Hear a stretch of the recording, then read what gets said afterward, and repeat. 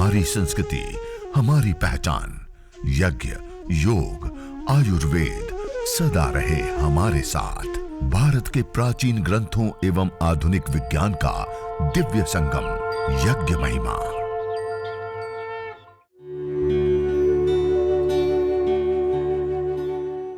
भारतीय संस्कृति में यज्ञ, योग एवं आयुर्वेद जैसी अमूल्य विद्याएं हैं, जिसका मूल है वेद। इतिहास की ओर दृष्टि डालें तो भगवान राम, भगवान कृष्ण से लेकर राजा महाराजाओं, ग्रामवासियों व अरण्यवासी ऋषियों की कुटियों तक नित्य व नैमित्तिक यज्ञों का प्रचलन देखने को मिलता है। आपके पास समय नहीं है, आपके पास सामग्री इतनी नहीं है, आप इतने समर्थ नहीं है, आप 5 ग्राम घी ले लीजिए, 10 ग्राम घी ले लीजिए, कम ले लीजिए। काले तेल मिल जाते सब जगह। अपने घर में चावल होता है, हम हर रोज खाते हैं, उसी को थोड़ा सा ले लीजिए और थोड़ी सी अग्नि को एक पात्र में जला करके, और उसके अंदर, जैसे मैंने अभी थोड़ी देर पहले बताया आपको, अग्नेश्चैव सायं प्रजापते चेत ब्रवीत सूर्याय च प्रातः। प्रजापति और सूर्य के लिए प्रातःकाल, अग्नि और प्रजापति के लिए सायंकाल विशेष 2-2 आहुतियां कम से कम हम दे दें। ये दैनिक अग्निहोत्र के प्राचीन काल की विधि है। अग्नि प्रदीप्त करके जल सिंचन, आचमन, अंग स्पर्श आदि पवित्रीकरण, शुद्धिकरण की प्रक्रिया कर, प्रभु से प्रार्थना कर, अग्नि देवता का आह्वान कर, देवी शक्तियों का आह्वान करके हम ऐसी आहुतियां कुछ प्रदान करें। विशेष आहुतियां और ज्यादा गायत्री मंत्र, गुरु मंत्र है, मृत्युंजय मंत्र है, उससे 3 आहुति, 7 आहुति, 21 आहुति, 51 आहुति और अधिक करना चाहते थे 108 आहुति देते हुए हम विशेष रूप से अंतिम में स्वाहा बोलते हुए आहुति दें। जो हमारे प्राचीन ऋषियों ने, जैसे स्वामी दयानंद सरस्वती जी ने जो विधि हमें प्रदान की है, परम पूज्य श्रद्धेय स्वामी जी महाराज ने यह जो वैदिक नित्य कर्म विधि पुस्तक उसमें विशेष रूप से दी है, उस विधि से हम हवन कर ले, जिसमें 16 आहुतियां मुख्य होती है। 4 आघारावाद्य भाग आहुति, 4 प्रातः काल करते तो प्रातःकालीन, सायंकाल करते तो सायंकालीन 4 आहुति होती हैं। इसी प्रकार से उभयकालीन कुछ 7-8 आहुति होती है, 16 आहुतियां होती है। वो आहुतियां दे दी। 16 आहुति देने में कितनी देर लगती है? 5 मिनट। 4 से 5 मिनट में हवन हो जाता है। और इतना हवन करने पर उसके इतने सारे लाभ होते हैं कि हम कल्पना नहीं कर सकते। ये तो मैंने शास्त्र प्रमाणों से शास्त्र की बातें बताई, लेकिन आप मॉडर्न मेडिकल साइंस की भी बात करें तब भी हम जिन पदार्थों को यज्ञाग्नि के अंदर आहूत कर रहे हैं, यज्ञाग्नि में जिन पदार्थों की आहुति देते हैं, वह पदार्थ सामान्य व्यक्ति देखता है तो उनको लगता है इतना कीमती घृत, इतना कीमती जड़ी बूटियां, इन चीजों को अग्नि में हम जला करके उसको नष्ट कर रहे हैं, उसको हम दूर कर रहे हैं, उसको हम व्यर्थ गवा रहे हैं। वास्तव में वो यदि पदार्थ विज्ञान को जानता तो उनको मन में संशय ना आता। कोई भी पदार्थ धरती पर नष्ट नहीं होता, अपितु रूपांतरित होता है। क्या होता है? रूपांतरित, एक रूप से दूसरे रूप में कन्वर्ट हो जाते हैं। जैसे हमारे पास एक पात्र के अंदर पानी रखा हुआ है, ये आप देख रहे हैं, अब इस पानी को हम देख भी पा रहे हैं, छू भी पा रहे हैं, लेकिन यही पानी को हम 100 डिग्री पर गर्म कर दे तो क्या होगा? यह पानी वाष्प बन जाएगा। हम ये नहीं कहते नष्ट हो गया, क्या कहते हैं? वाष्प बन गया। जब यह वाष्प बन जाता है तो हम कहते हैं कि ये रूपांतरित हुआ। ऐसे ही धरती पर का हर कोई पदार्थ नष्ट नहीं होता, अपितु रूपांतरित होता है, अपने फॉर्म को बदलता है। हम गाय के घी की आहुति प्रदान करते हैं यज्ञाग्नि में। हम जो गाय के घी की यज्ञाग्नि के अंदर आहुति देते हैं, उस आहुति को देने पर वह घी जब जलता है और वो जब रूपांतरित होता है तो 1864 गुना वो बढ़ जाता है, बदल जाता है। 1864 गुना, मानी 1 ग्राम घी जलाने से 1 लीटर 864 ml गैस हमें प्राप्त होती है। और इतनी गैस जो हमें प्राप्त होती है, आप विचार कीजिए कि हम जब रूम स्प्रे का प्रयोग करते हैं तो उन रूम स्प्रे का प्रयोग करने पर हमारे पास छोटा सा कमरा है और उस छोटे से कमरे के अंदर हम उस रूम स्प्रे का प्रयोग, तो 300 350 ml का जो एक छोटी सी बोतल होती है, साल भर चल जाता है। अर्थात 365 कमरे 300 350 ml गैस से हम सुगंधित कर सकते हैं। यह वो एक एडिशनल पार्टिकल होता है, खाली सुगंधित होता है, उससे वायु का शोधन होना या रोगों का दूर होना आदि कुछ भी संभव नहीं होता है। लेकिन मैं समझाना इस स्प्रे के माध्यम से यह चाहता हूं कि हम जब 350 ml गैस से इतना लाभ होता है, तो आप 1 लीटर 864 ml गैस को आप रिलीज करते हैं, छोड़ते हैं इस वायुमंडल, तो कितना वायु का शोधन होगा, कितनी वायु सुगंधित होगी। और वो कितने से होती है? 1 ग्राम घी से। यह है मल्टीपल बढ़ाने का एक विज्ञान की यज्ञाग्नि के अंदर आहुति देकर के उन पदार्थों को कई गुना बढ़ाना। यह है यज्ञ हवन अग्निहोत्र के माध्यम से संपन्न होने वाली विधा और विद्या। इसलिए हम सब इस यज्ञ हवन अग्निहोत्र के अंदर जो हम अलग अलग द्रव्यों का होम करते हैं, उसको नष्ट नहीं अपितु रूपांतरित करते हैं। जब वह रूपांतरित होता है तो उसका कई सारे लाभ हमें प्राप्त होते हैं। इसलिए हम सब इस यज्ञ को, इस हवन को, इस अग्निहोत्र को जो हम करते हैं, उसमें जो हविर द्रव्य हम देते हैं, उसको हम व्यर्थ नहीं कर रहे हैं, अपितु उसको रूपांतरित करके, उसको नैनो पार्टिकल के रूप में बदल करके, उसको गैस फॉर्म में बदल करके, उसको एनर्जी के रूप में बदल करके पूरे के पूरे संसार में, वायुमंडल में उसको फैला करके अनेक अनेक प्रकार के लाभों को हम सिद्ध करते हैं। ये है एक नैनो टेक्नोलॉजी, एक विधा, एक विद्या।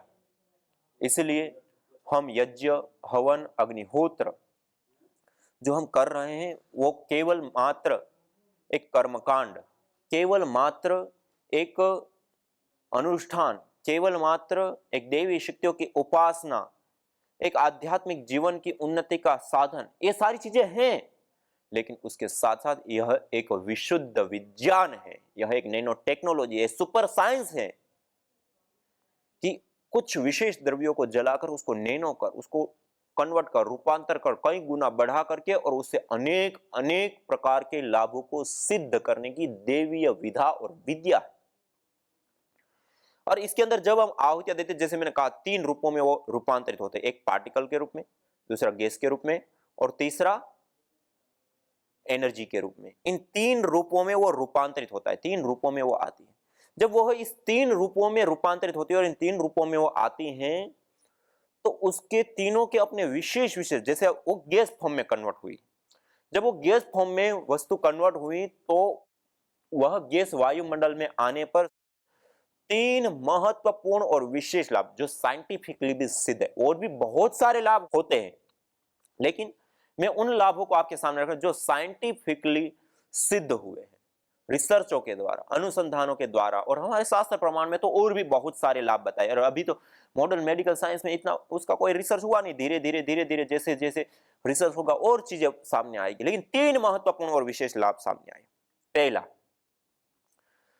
जिस इस अथाह वायु के समुद्र के अंदर हम श्वास लेते हैं, आज वह वायु प्रदूषित हो गई। उस वायुमंडल के अंदर 60 से अधिक प्रकार की गैसें होती हैं, जो छोटी थोड़ी ज्यादा मात्रा में रहती हैं, लेकिन मुख्यतः ऑक्सीजन, नाइट्रोजन आदि कुछ महत्वपूर्ण गैसें ज्यादा मात्रा में होती हैं, बाकी बहुत न्यून मात्रा में नहीं के बराबर। अब वह जो गैसें होती हैं, उन गैसों का शोधन करना, उनका पोषण करना, उसको सुव्यवस्थित करने का कार्य, उसको संतुलित करने का कार्य भी यह यज्ञ करता है। अभी वर्तमान में हम वाहन व्यवस्था से लेकर के अलग अलग प्रकार की हम अपनी जिन सुख सुविधाओं को बढ़ाने के लिए पेट्रोल, डीजल, कोयला आदि से लेकर के कई सारे प्रकार के मृत ईंधन हम धरती से निकालते हैं, और उसको निकाल करके हम जला करके कई गुना बढ़ा करके इस अथाह वायु के समुद्र के अंदर हम भर रहे हैं। और इतना बड़ा वायु का अथाह समुद्र होते हुए भी आज हमने उसको प्रदूषित कर दिया। इस प्रदूषित हुए वायुमंडल को ठीक करना है, उसका शोधन करना है, उसको स्वच्छ बनाना है, तो हम क्या करें? तो उसके लिए यज्ञ करें। यज्ञ करने पर एथिलीन ऑक्साइड, प्रोपेलिन ऑक्साइड से लेकर के अलग अलग प्रकार की बहुत सारी गैसें बनती हैं।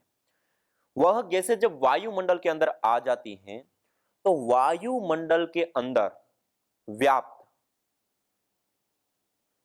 जो विषैली गैसें हैं, जो घातक गैसें, जो हानिकारक गैसें, जो डब्ल्यूएचओ के आंकड़ों के अनुसार हम देखें तो इन विषैली गैसों के कारण, वायु प्रदूषण के कारण, जिसको मॉडर्न मेडिकल साइंस में केमिकल प्रदूषण कहते हैं, उसके कारण से पूरी दुनिया में प्रति वर्ष 70 लाख से अधिक लोग मौत के मुंह में समा जाते हैं। 70 लाख से अधिक लोग, ये छोटा आंकड़ा नहीं है, बहुत बड़ी दुखद ये घटना हमारे सामने घट रही है। अब इतनी बड़ी मात्रा में जो लोग मृत्यु को अपने गले लगाते हैं, उसके लिए जो गैसें कारण है, हानिकारक गैसें, पोल्यूटेंट गैसें, जहरीली गैसें, एसओएक्स, एनओएक्स, सीएफसी, क्लोरोफ्लोरोकार्बन जिसको कहते हैं, इस प्रकार की और भी गैसें, जब यज्ञ से निकलने वाली कुछ गैसें और वो गैसें दोनों आपस में जब मिलती हैं तो उसके बॉन्ड टूटते हैं, बनते हैं, टूटते बनते, वो एक प्रोसेस होती है, इसको कहते हैं फोटोकेमिकल प्रोसेस। एक होती है फोटोसिंथेसिस प्रक्रिया। फोटोसिंथेसिस प्रक्रिया, क्लोरोफिल आप देख रहे हैं, पेड़ पौधे जो होते हैं उनके ऊपर जब सूर्य की किरणें पड़ती हैं, उसके ऊपर आने पर विशेष रूप से वह वायु के अंदर जो कार्बन डाइऑक्साइड के बॉन्ड होते हैं वो टूटते हैं और क्लोरोफिल जो पत्ते का हरापन होता है वो उस कार्बन को अपना आहार बना लेते हैं और ऑक्सीजन रिलीज होती है। सामान्य रूप से हम कहते हैं ऑक्सीजन हमें वायु से मिलती है, तो पेड़ पौधों से रिलीज होती है। पेड़ पौधा कोई ऑक्सीजन नहीं देता। इस प्रोसेस से वायु में जो पहले से ही बॉन्ड है वो टूटते हैं और ऑक्सीजन अलग हो जाती है, कार्बन अलग हो जाती है, कार्बन को अपना आहार बना लेते हैं और ऑक्सीजन रिलीज हो जाती है, हमारे श्वास के माध्यम से हम उसको अपना आहार बना लेते हैं।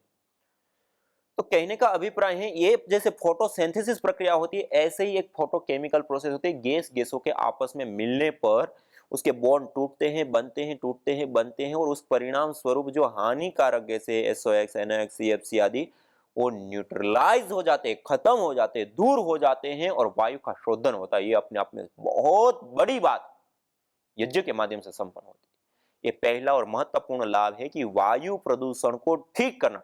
यदि इतना छोटा सा यज्ञ 5 मिनट का हम स्वयं अपना ले और लोगों को अपनाने के लिए प्रेरित करें तो आज वायु प्रदूषण के कारण जो 70 लाख से अधिक लोगों की मौत हो रही है उनको हम बचा सकते हैं। इतनी बड़ी इस अग्निहोत्र में ताकत है। ये बहुत बड़ी विशेष विद्या है यज्ञ, वायु प्रदूषण को ठीक करने। ये पहला लाभ बताया। दूसरा लाभ, इस वायुमंडल के अंदर और सरफेस के ऊपर और हमारी वस्तुओं में सब जगह ऊपर एक, आप सब लोगों ने सुना है, बैक्टीरिया, वायरस, फंगस। आज खाली कोरोना वायरस के कारण पूरी दुनिया जूझ रही है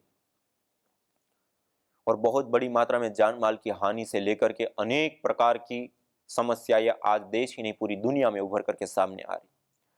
जिस यज्ञ को, जिस हवन को, जिस अग्निहोत्र को हम कर रहे हैं, जिस यज्ञ हवन अग्निहोत्र की हम बात कर रहे हैं, जिस यज्ञ हवन अग्निहोत्र को हम सीख रहे हैं, जिस यज्ञ हवन अग्निहोत्र को करने के लिए हम बता रहे हैं, इसको करने पर जो उससे कुछ विशेष प्रकार की गैसें बनती हैं, जो विशेष प्रकार के कुछ कंपोनेंट्स बनते हैं, वह गैसें जो बाहर आती हैं, सामने आती हैं, तो उसके अंदर कई सारे प्रकार के अलग अलग बहुत सारे कंपोनेंट्स होते हैं और वह कंपोनेंट्स जब सामने आते हैं, ये आप मेरे हाथ में देख रहे हैं, हमने पतंजलि रिसर्च इंस्टीट्यूट PRI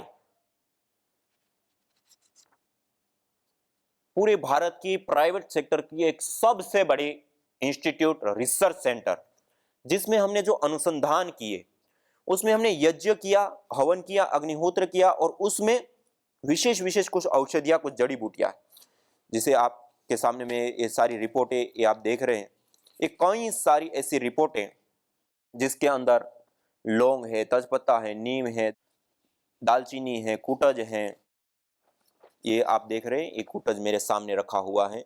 ये छिलका वाला जो है ये बहुत कड़वा होता है खाने से, लेकिन उसके अंदर माइक्रोबायल एक्टिविटी बहुत ही जबरदस्त होती है। इसी प्रकार फूल प्रियंगु है, तेजपत्ता है, लाख है, इलायची छोटी है, इलायची बड़ी है, इसी प्रकार से वच है, अपामार्ग है और गाय का घी है, मिश्री है, ऐसे कई सारे ये द्रव्य हमने लिया और एक एक द्रव्य से जला करके, एक एक द्रव्य को अंगारों के ऊपर डाल करके, उसका धुआं करके और उसको कलेक्ट करके, उसको एनालाइज करके हमने देखा। और एनालाइज करके जब हमने देखा और इसी प्रकार से जब हमने उसको अलग अलग बैक्टीरियाओं को दिया, उसका प्लेट एक विकसित की जाती है, छोटी प्लेट के अंदर उस बैक्टीरियाओं को ग्रोथ कराया जाता है। ये आप मेरे सामने देख रहे हैं।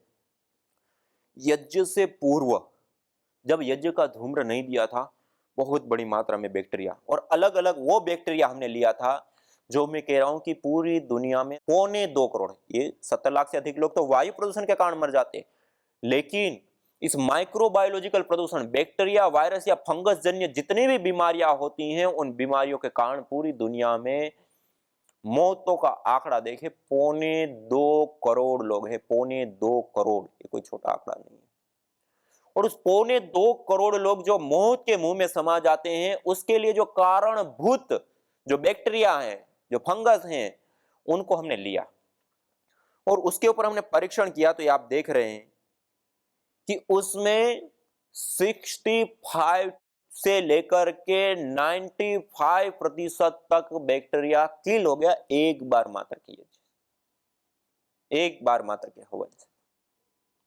हम यदि इतना छोटा सा यज्ञ, छोटा सा हवन, छोटा सा अग्निहोत्र हम यदि अपने घर में अपना ले, तो यह जो एक सबसे बड़ी भयावह स्थिति है, आप सब देख रहे हैं, ये रिसर्च रिपोर्ट है जिसके अंदर ये अलग अलग बैक्टीरिया का जो रेशियो है वो कितनी मात्रा में कम हुआ, कितनी मात्रा में बढ़ा, ये पूरा डिटेल से इसमें हमने बताया। और आपको जानकर के आश्चर्य हो गए, सारे के सारे रिसर्च पेपर इंटरनेशनल जर्नल में, जो एक बहुत बड़े इम्पैक्ट फैक्टर के साथ जो बड़े रिसर्च कहे जाते हैं, उसमें भी ये पब्लिश होने के लिए जा चुके हैं।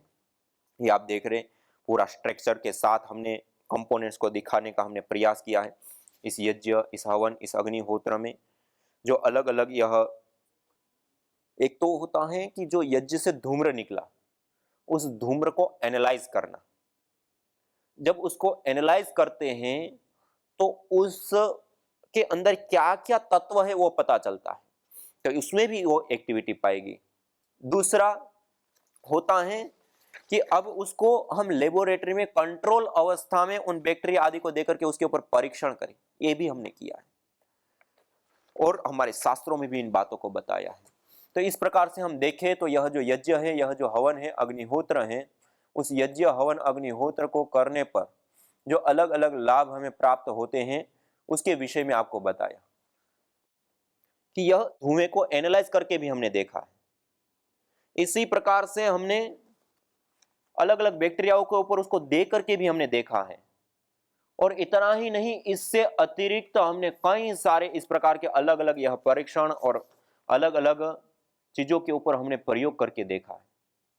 तो जिस यज्ञ को, जिस हवन को, जिस अग्निहोत्र को हम करते हैं, जिस यज्ञ, हवन, अग्निहोत्र की हम बात कर रहे हैं, वह एक विज्ञान सम्मत साइंटिफिक वैलिडेशन के साथ यदि भी हमें बात करें तो यह वर्तमान जीवन शैली को सुचारू रूप से आगे बढ़ाने के लिए, वर्तमान जीवन शैली को स्वस्थ बनाने के लिए, और जो 2.25 करोड़ लोग जो मौत के मुंह में समा जाते हैं, उनको बचाने के लिए यह छोटा सा यज्ञ, हवन, अग्निहोत्र, और उसके अंदर अपने घर के अंदर जो काले तिल होते हैं उससे आप हवन कर सकते हैं, चावल होते हैं उससे आप हवन कर सकते हैं, उससे ही आप हवन कर ले। और विशेष आप करना चाहते जैसे दिव्य हवन सामग्री, उस दिव्य हवन सामग्री का आप प्रयोग करें।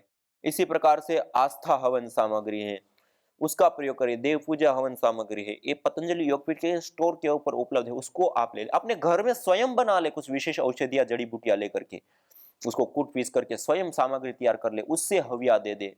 और रोग विशेष हो गया है तो रोग विशेष की जो अलग अलग जड़ी बूटियां होती हैं रोग विशेष को शांत करने के लिए, उन जड़ी बूटियों को लेकर के उनसे आप हवन कर लें। इस प्रकार आप हवन, यज्ञ, अग्निहोत्र यदि करते हैं तो रोगों से भी मुक्ति मिलती है, पर्यावरण का पोषण, शोधन, और ये जिसे मैंने कहा 2.25 करोड़ लोगों को हम बचा सकते हैं। इस साइंटिफिक रूप से भी पतंजलि रिसर्च इंस्टीट्यूट में रिसर्चों के माध्यम से सामने आया है, और इससे यह अपने आप में एक बहुत बड़ा विशेष लाभ है।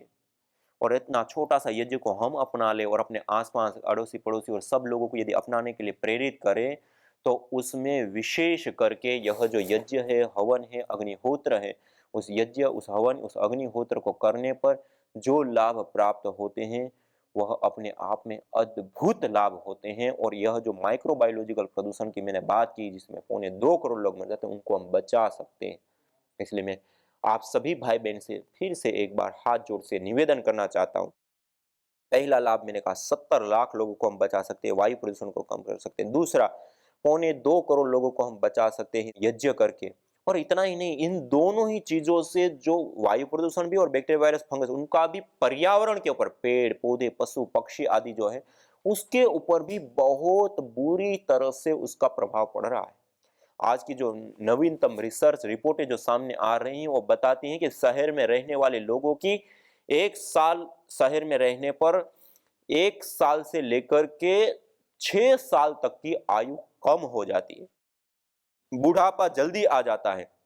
इतना ही नहीं, उसके साथ साथ जो पेड़ पौधे, वनस्पति जगत है, उस वनस्पति जगत के ऊपर भी बहुत बहुत बुरा प्रभाव पड़ता है। और उसके कारण आज फसलों में न्यूनता से लेकर के जब फसलों में फूल आने लगते हैं, फल के लिए, वो फल का गिर जाने से लेकर के अनेक प्रकार के कीट पतंग से लेकर के अलग अलग जीवों का उसमें आना, और उसके कारण से जो विशेष रूप से जो रोग पैदा होते हैं वो बहुत बड़ी मात्रा में बुरी तरह से बढ़ रहे हैं। और आज उसके कारण किसान लोग भी बहुत बड़ी मात्रा में जहरों का प्रयोग करते हैं। तो आज हम जो खाना खा रहे हैं वो भी जहरीला हमारा हो चुका है। तो इन सब से हम बचना चाहते तो इस यज्ञ को करें, हवन को करें, अग्निहोत्र को करें, तो इस माइक्रोबायोलॉजिकल प्रदूषण से हमारा बचाव हो जाता है। ये सबसे बहुत बड़ी बात है। ये दूसरा और महत्वपूर्ण लाभ। इसलिए हम सब मिलकर के संकल्प करें, स्वयं भी यज्ञ को, अग्निहोत्र को अपनाएं। कुछ नहीं तो 5-7 आहुति गायत्री मंत्र से आप अपने घर में काले तिल से दे दीजिए, चावल से दे दीजिए, गाय के गोर के उपले जला करके और उसमें आहुतियां दे दीजिए। जैसे अग्नये स्वाहा, सोमाय स्वाहा, सूर्याय स्वाहा, प्रजापति स्वाहा, छोटे छोटे 2 मंत्र याद कर लीजिए, उससे आहुति दे दीजिए। और उसके बाद उस हवन के पश्चात जो अंगारे तैयार हो जाते हैं, उन अंगारों के ऊपर वही काले तिलों को या थोड़ा सा गुगुल, ये मेरे पास गुगुल रखा हुआ है, आप देख रहे हैं। हमारे शास्त्रों में कहा, यदि क्षितायुर यदि वा परे तो यदि मृत्युरंतिकम नितेव तमा हरामि अस्पार्शमेनम सत सादाय, जैसे एक और बताया। इसी प्रकार से अथर्ववेद में दूसरी ओर बताया, न तम यक्ष्मा अरुंधते नैनम सप्तो अश्नुते यम भेषजस्य गुलगुलोह सूर्भिर्गंधो अश्नुते, कि इस गुगुल विशेष की सुगंधित सूर्भी जिस व्यक्ति को प्राप्त होती हैं, उसको कैसे किसी प्रकार का ताप संताप लग सकता है, कैसे उसको किसी प्रकार का रोग हो सकता है, कैसे उसके जीवन में अशुभ आ सकता है। घृत गुलगुलो होमे च सर्वोत्पातादेर मर्दनम, घी और गुगुल का हवन करने पर सभी प्रकार के उत्पात शांत हो जाते हैं। तो यह जो गुगुल है वह अपने आप में एक बहुत बड़ी औषधि है, सुगंधित भी होता है, ये पुष्टिकारक भी होता है, ये रोग निवारक भी होता है। इस गुगुल का हवी भी दे और उसको अंगारों के ऊपर डाल करके उसकी धुनी करें, गाय के घी की धुनी करें, गाय के घी को भी साथ में धुनी में डालें, उसका धुआं करके पूरे घर में हल्का हल्का धुआं फैलाए, उसे पूरा माहौल खुशनुमा बन जाता है, शांतिमय बन जाता है, पॉजिटिविटी आ जाती है, देवी शक्तियों का वहां वास होने लगता है। और अशुभ जितनी भी शक्तियां हैं, अशुभ चीजें हैं, उसका निवारण होता है, अशुभ चीजें दूर होती। अपने अज्ञान को मिटा लो, सब चीजों से बुरी चीजें अपने आप को हटा लो, तो सारी चीजों से मुक्त हो जाओगे और भगवान से युक्त हो जाओगे। यह युक्ति की मुक्ति। अपना अपना अभ्यास सब करो। हवन कुंड पर बैठ करके हवन करने के लिए मैंने बोला हुआ था, विशेष रूप से सुबह के समय एपिलेप्सी के पेशेंट, पार्किंसन, एपिलेप्सी, एमएनडी और एंक्लोजिंग स्पोलाइटिस वाले थोड़ी देर तो आसन कर लें, फिर बाद में वो भी बैठ जाए। जिनको बहुत भयंकर अस्थमा, बहुत ज़्यादा stress, anxiety, depression, mental problems है, वो थोड़ी थोड़ी देर हवन करके आधा घंटा उठते रहें। कुछ कब्जा जमा के बैठ जाते हैं, फिर उठते ही नहीं वहाँ से। 1-1 घंटे बाद उठा दिया करो, दूसरे आ जाया करें फिर उनके स्थान पर। एक छोटा छोटा दिमाग हर सेल के पास है। इसलिए मैं कह रहा हूँ, आप करोड़ों अरबों खरबों तरह से घायल है, आहत है, तो और फिर ये यहाँ चारों तरफ हवन का धूम्र देते हैं। यह हवन चिकित्सा, यज्ञ चिकित्सा भी मैंने पहली बार शुरू की। मैं बचपन से हवन करता था, पहले चोरी छिपे करता था, क्योंकि घर वाले जो है टोकते थे, खाने को घी नहीं तो हवन में फूक रहा है।